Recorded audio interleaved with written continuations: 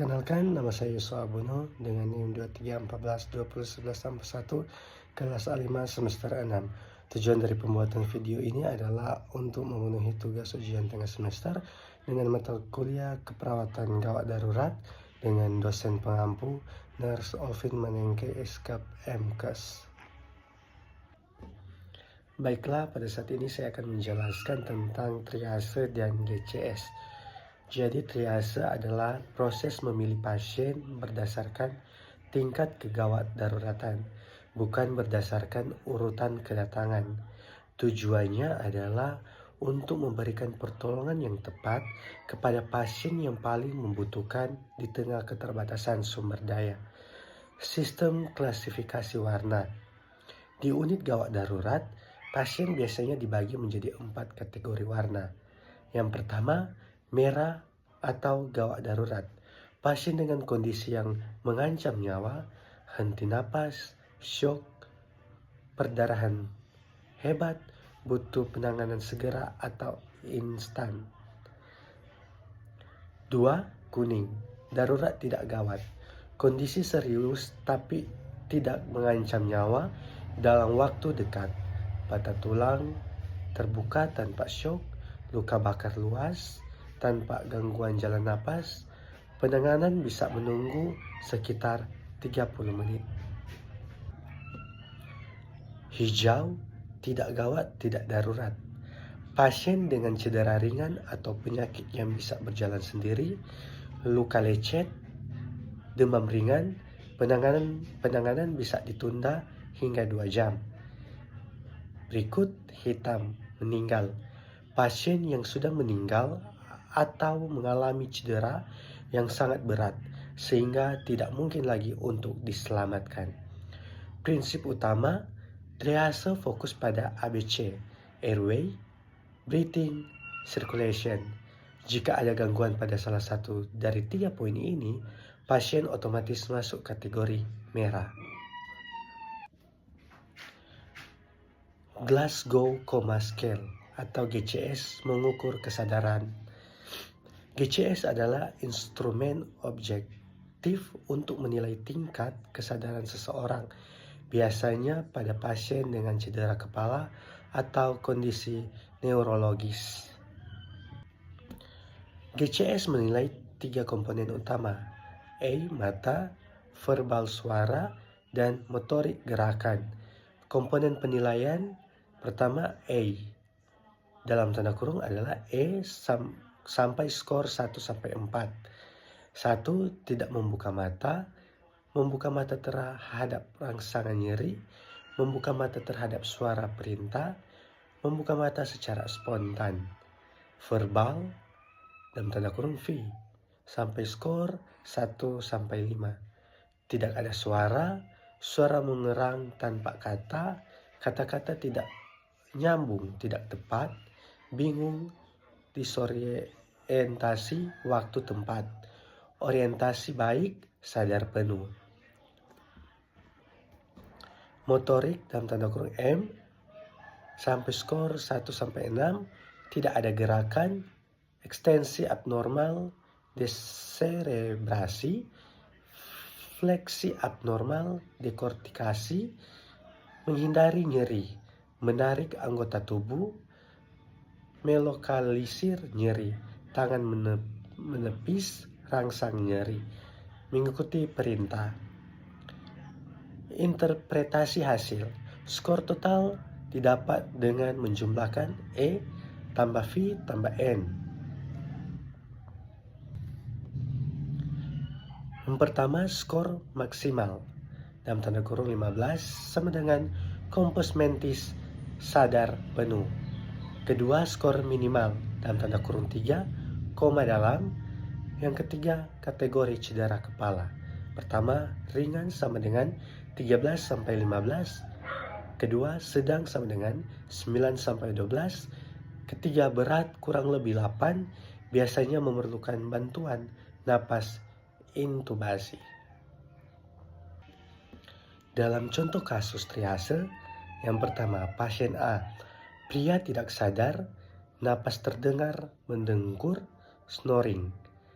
dan ada luka robek besar di paha dengan darah yang menyumbat. 2. Keputusan sama dengan merah.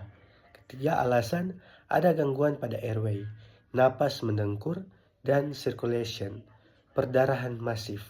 Pasien ini harus ditangani detik ini juga karena ada ancaman kematian segera. Pasien B, wanita, mengeluh nyeri hebat di kaki kanan. Terlihat tulang menonjol keluar, patah tulang terbuka, namun ia sadar penuh dan bisa bicara lancar. Keputusan sama dengan kuning. Alasan kondisinya serius dan butuh tindakan. Beda, tapi karena jalan napas aman dan tidak ada tanda syok, ia bisa menunggu sebentar, sementara tim menangani pasien merah. Pasien C, anak kecil menangis histeris karena lecet di tangan dan lutut. Ia bisa berjalan sendiri masuk ke ruangan. Keputusan hijau. Alasan kondisi stabil, tidak ada ancaman nyawa, bisa menunggu sampai pasien yang lebih parah teratasi. Setelah pasien A kategori merah diamankan, jalan napasnya dan perdarahan dibatut tekan, Anda harus menilai tingkat kesadarannya menggunakan skor GCS EVM. Contoh kasus penilaian GCS pada pasien A. Pertama, A. Respon mata. Saat Anda memanggil namanya dengan keras, ia tidak membuka mata. Namun, saat Anda mencubit pangkal kuku jarinya, matanya terbuka sedikit. Skor 2. Membuka mata terhadap rangsangan nyeri. Yang kedua, verbal. Respon suara. Anda bertanya, "Bapak di mana?" Pasien hanya mengeluarkan suara mengerang, tanpa sepatah kata pun yang jelas. Skor 2. Suara mengerang, tidak membentuk kata. 3. Motorik. Respon gerakan. Saat Anda memberikan rangsang nyeri di area dada, tangan pasien bergerak naik berusaha menepis tangan Anda ke arah sumber nyeri tersebut. Skor 5. Melokalisir nyeri. Total skor dan interpretasi. Total GCS sama dengan E2 tambah V2 tambah M5 sama dengan 9. Interpretasi, pasien berada dalam kategori cedera kepala sedang. Skor 9-12. Ia harus dipantau ketat karena skor 8 atau di bawahnya menandakan kondisi koma dan risiko gagal napas yang sangat tinggi. Ringkasan untuk diingat. Yang pertama, triase. Menjawab siapa yang paling mungkin mati jika tidak saya bantu sekarang.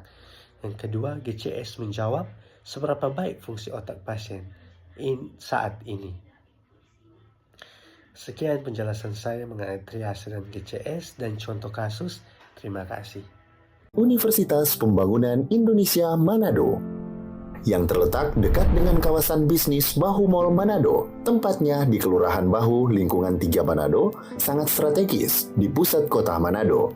Dibangun di atas lahan seluas 2,5 hektar, Universitas Pembangunan Indonesia Manado berdiri megah dengan ruangan 7 lantai, terdiri dari ruangan kelas, ruangan kantor, perpustakaan, laboratorium komputer, laboratorium keperawatan, pengadilan semu, dan laboratorium bahasa, kantin, serta rooftop di lantai atas. Universitas Pembangunan Indonesia Manado memiliki 6 fakultas dengan program studi, yaitu Fakultas Pertanian, Prodi Agribisnis, Fakultas Hukum, Prodi Hukum, Fakultas Teknik, Prodi Teknik Elektro dan Teknik Sipil, Fakultas Ilmu Sosial Ilmu Politik, Prodi Ilmu Politik, Fakultas Sastra, Prodi Sastra Inggris, Fakultas Keperawatan, Prodi Ilmu Keperawatan, dan Profesi Nurse. Didukung oleh sumber daya manusia yang berkompeten dan tersertifikasi, Universitas Pembangunan Indonesia Manado memiliki dosen dan tenaga kependidikan dengan latar belakang S2 dan S3 lulusan dalam dan luar negeri. Proses belajar mengajar dilaksanakan dengan teknologi informasi merujuk perkembangan dunia modern saat ini, dilakukan dengan sistem e-learning dan sistem ujian online atau ULAIN. Hasil tracer student Universitas Pembangunan Indonesia Manado dan fakultas menyebutkan lulusan UNPI sudah tersebar di dalam dan luar negeri.